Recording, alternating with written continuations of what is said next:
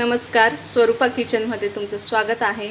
आज मी तुमच्यासाठी एक रेसिपी घेऊन येत आहे, रव्याचा शिरा। आता आपण करूया शिरा। शिरा करण्यासाठी आपण गॅस लावून घेऊ, त्यावरती कढई ठेवू। कढई गरम झाल्यावरती साजूक तूप टाकू। अर्धी वाटी रवा घेतला, त्यासाठी अर्ध्याला थोडं कमी तूप घेतले, साजूक तूप। अर्धी वाटी रव्यासाठी अर्धी वाटी साखर। शिऱ्यामध्ये आपण एक केळी टाकूया। चला तर मग आता आपण सुरुवात करू। कढई गरम झालेली आहे, त्यामध्ये आपण तूप टाकून घेऊ।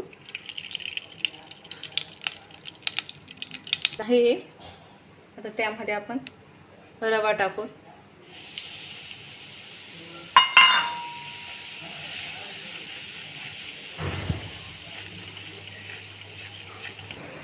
शिऱ्यासाठी आता आपल्याला लागणार आहे पाणी। त्यासाठी एक वाटी पाणी आपण उकळून घ्यायचं।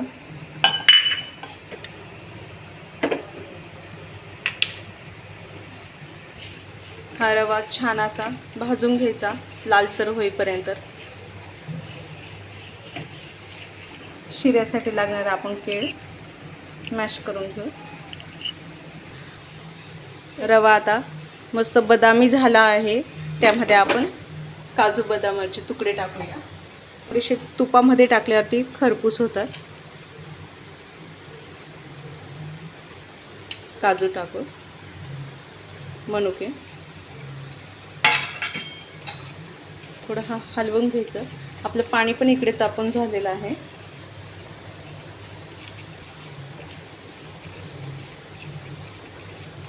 छान झालेलं आहे। मॅश केलेले केळी टाकून घेऊ।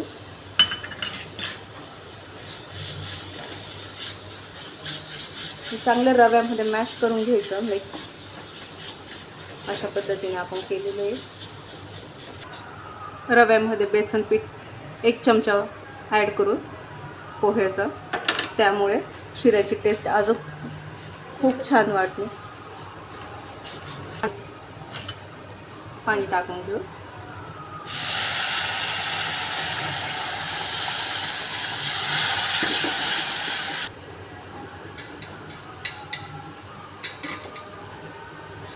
पाणी टाकून घेतलंय आपण, आणि थोडंसं टेस्टसाठी नाही का, थोडंसं म्हणजे अर्धा कप दूध टाकून घेऊ, त्यामुळे अजून रवा मऊ होईल।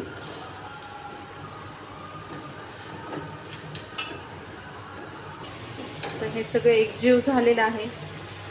गोड चव येण्यासाठी साखर घालू।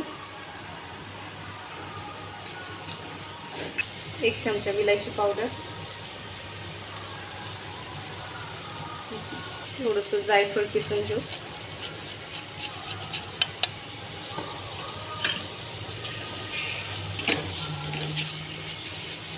हे बघून घ्या, अशा प्रकारे आपला शिरा तयार झाला आहे। बिलकुल कढईला चिटकत नाही, एकदम सॉफ्ट। आणि केळी आणि बेसन पीठ टाकल्यामुळे शिऱ्याची अजून खूप टेस्ट वाढते।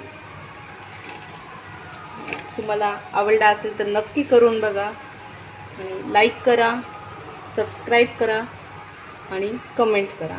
धन्यवाद। शिऱ्याला आपण काढून घेऊ प्लेटीमध्ये। किती सुंदर झालाय हा शिरा, पहा।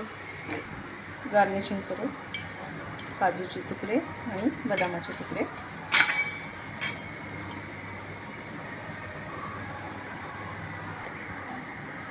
शिरा तयार झाला आहे।